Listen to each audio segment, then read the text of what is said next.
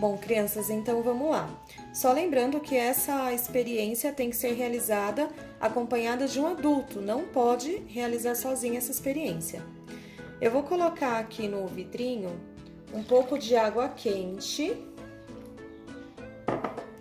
Vou tampar com um prato.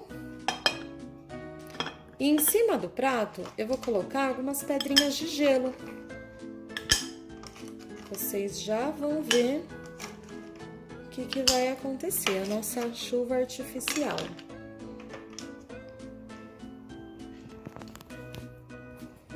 O gelo, ele vai derretendo aos poucos e vai formando as gotículas de chuva aqui no prato. Eu vou colocar algumas fotos para vocês verem.